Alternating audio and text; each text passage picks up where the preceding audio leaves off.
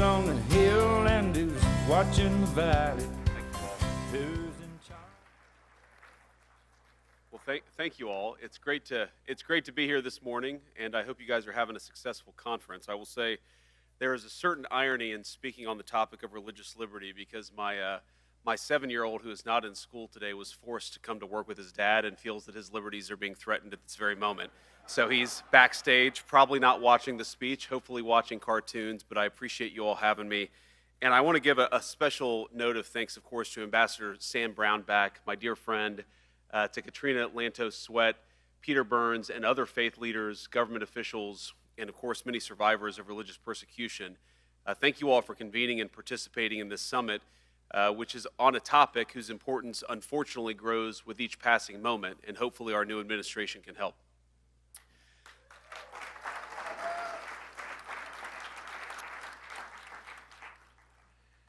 Now, please be seated. I always feel weird when people are standing up to hear me speak. It's not going to be that good, ladies and gentlemen. You can have a seat.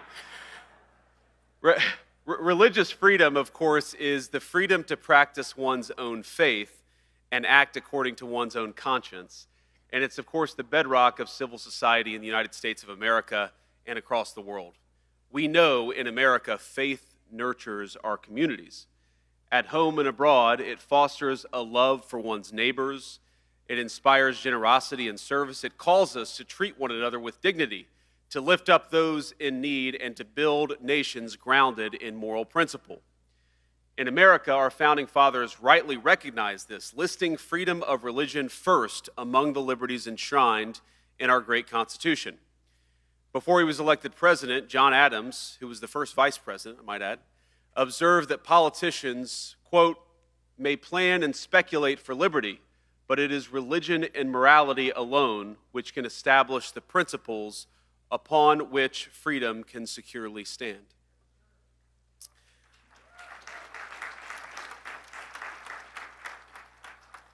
Now, of course, that's an important lesson for any lawmaker in this room, but for all of us in this room. But I'm here this morning in part to reflect not only on the words of our founders, but especially on those of their own intellectual forebears, the church fathers of classical Christianity, to which we owe the very notion of religious liberty. And I know we have people of every faith here, but it is, I think, a conceit of modern society that religious liberty is a liberal concept, but we know that religious freedom flows from concepts central to the Christian faith in particular, the free will of human beings and the essential dignity of all peoples.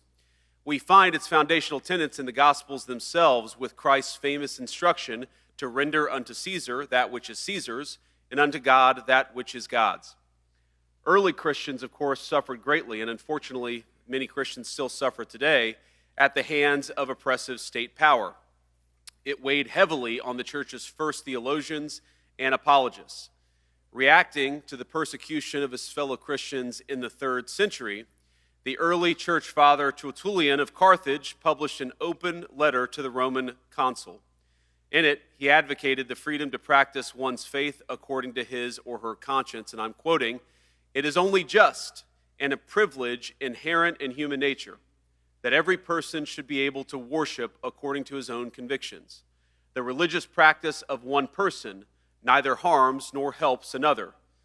It is not part of religion to coerce religious practice, for it is by choice, not coercion, that we should be led to religion," end quote. Now, perhaps unsurprisingly, it was this same church father who is credited with first coining the phrase religious liberty.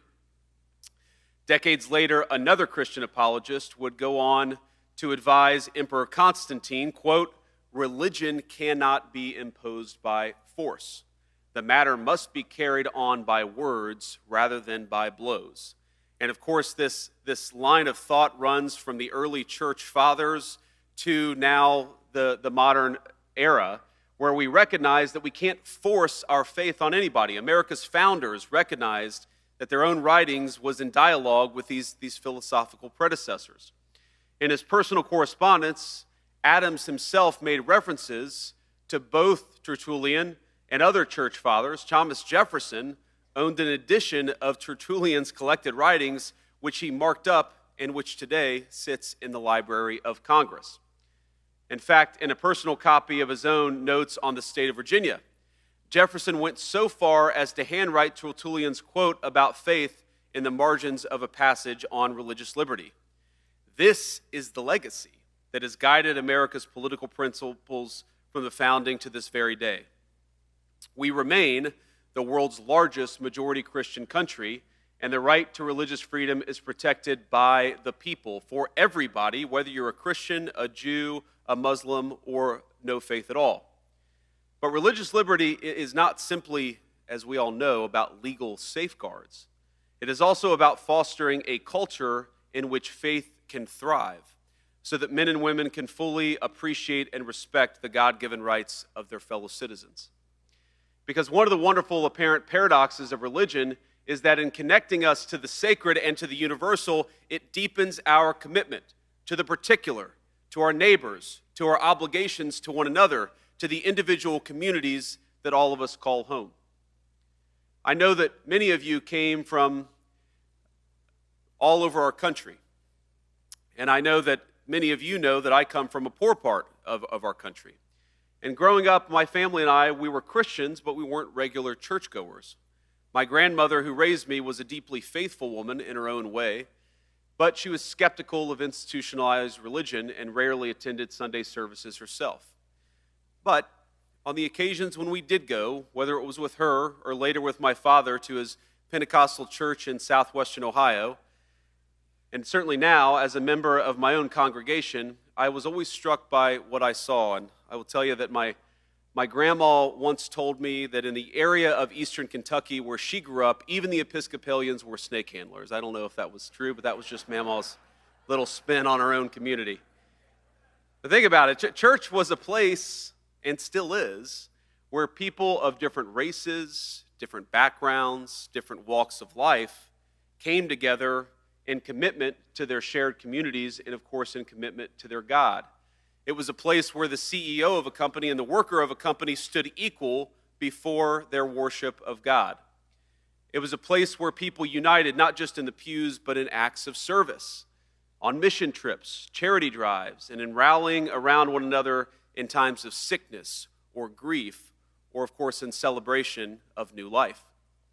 Are these not the kinds of bonds and virtues that lawmakers today should strive to cultivate? Well, I'm pleased to say that they certainly were in the first Trump administration, and they will be even more so in the second Trump administration.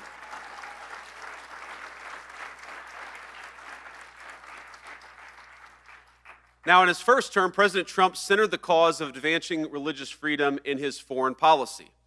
In China, across Europe, and throughout Africa and the Middle East, the first Trump administration took critical steps to protect the rights of the faithful, whether that was by rescuing pastors who were persecuted by foreign regimes, or bringing relief to the Yazidis, Christians, and other faith communities facing genocidal terror from ISIS.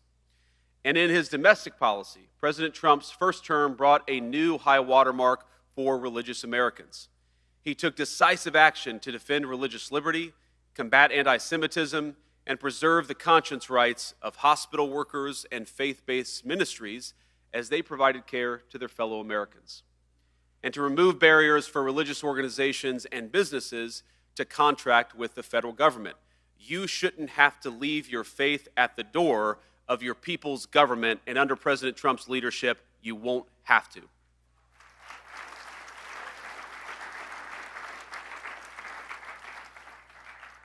Now, we are only in the third week of his second term, but I think it's safe to say we've accomplished maybe more in the last 2 weeks than a lot of administrations have in a few years. But this administration is intent on not just restoring, but on expanding the achievements of the first 4 years and certainly of the last 2 weeks.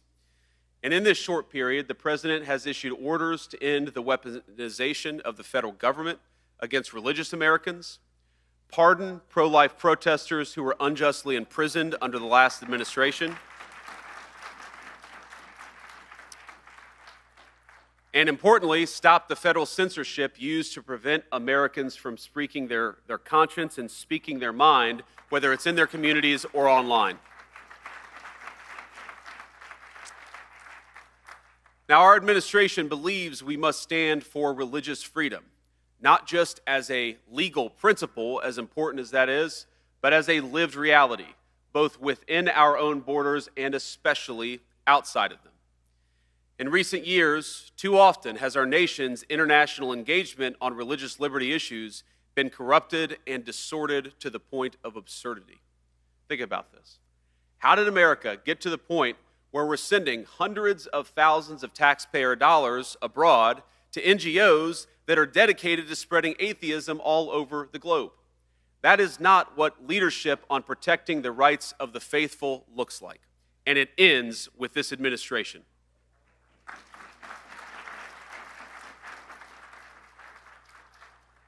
And I'd add that part of our protecting religious freedom initiatives means recognizing in our foreign policy the difference between regimes that respect religious freedom and those that do not.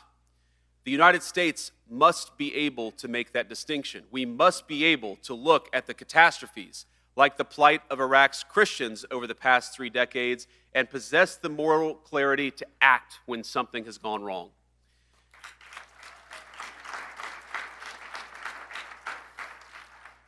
Now, this administration stands ready to do so, and thankfully, President Trump chose to nominate as Secretary of State one of my dear friends, and I believe one of the great living champions of religious liberty across the globe, a person whose dedication to religious liberty flows from his faith in the same way that mine does. And of course, that's our great Secretary of State, Marco Rubio, confirmed 99-0 by the U.S. Senate.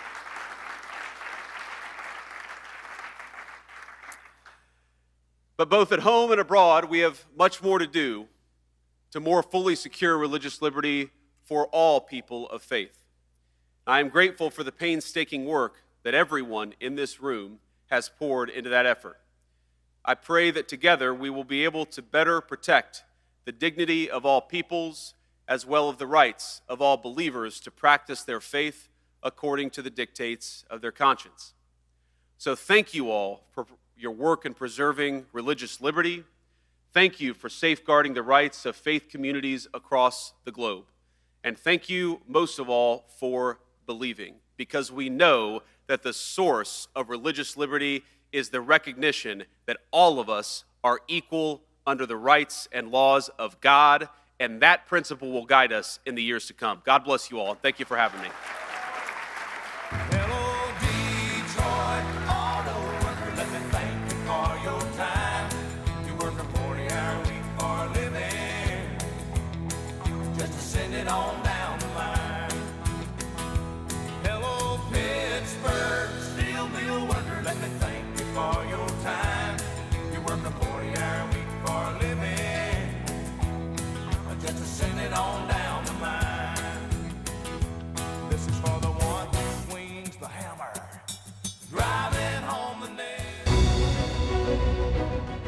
Please welcome via live stream actor and founder of Lede Haiti, Rainn Wilson. Hello, everyone. Hi. So nice to see you all. I'm sorry that I couldn't be there in person, and what a strange and profound honor to be following the Vice President of the United States in any kind of talk. My name is Rainn Wilson. I'm an actor. I'm an author, most recently of the book Soul Boom. And I do believe that I could play J.D. Vance in the upcoming television movie. What do you think? Give me your thoughts. I see a bunch of people milling around in a blue room talking, but I'm going to pretend that you're listening to every word I'm saying right now. It's an honor to be asked to participate. I'm sorry I couldn't be there in person. You see, I had agreed to show up and speak to you all, but at the same time I got cast in my first ever Broadway musical. And we had our first dress rehearsal last night. We have rehearsals all day today. We open tonight. But here's the deal. I'm so thrilled to be beamed in to your virtual Washington, D.C. living room today. And I was thinking about the similarities between spiritual practice and doing a Broadway musical. It's a sacred space. There's laughter. There's tears. We are providing joy to the congregation. We're creating something transcendent. We're telling stories, and hopefully people leave better than when they showed up. And that's what we're all striving for.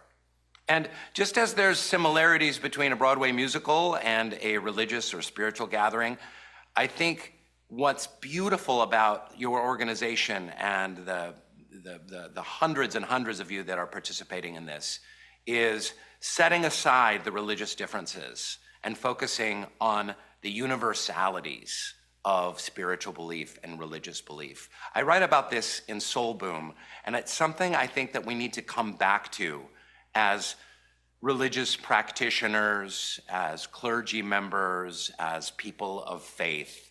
And that is, we are seeking to build community, whether we're Muslim or Christian or Buddhist or Jewish. We are seeking to find transcendence. We are seeking to heal one another. We're seeking to be of service to one another. We're seeking to set aside our egos in a kind of a selflessness, and we're seeking to serve something far greater than ourselves, God, the Great Spirit, whatever you want to call it, Allah.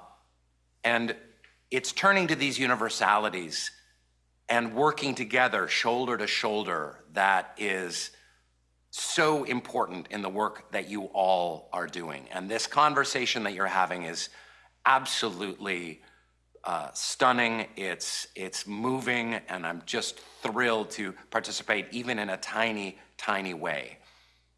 Now, one important reason that I wanted to show up and have you witness this incredibly gorgeous, beefy face on your screens in front of you, this very J.D. Vance-esque face. Again, I'm trying to plug playing J.D. Vance in the J.D. Vance story, is I am a member of the Baha'i faith.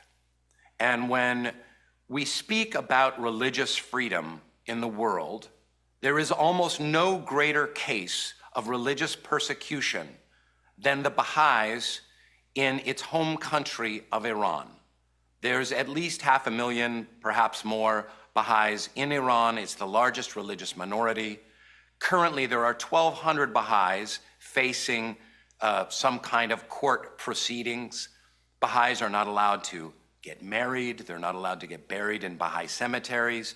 Baha'is are not allowed to gather. Even owning Baha'i literature and materials can end up putting you in jail.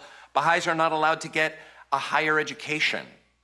And out of this 150, 180 years of persecution, tens of thousands of deaths, thousands and thousands of imprisonments, Baha'is are fostering something that we call constructive resilience. What is that?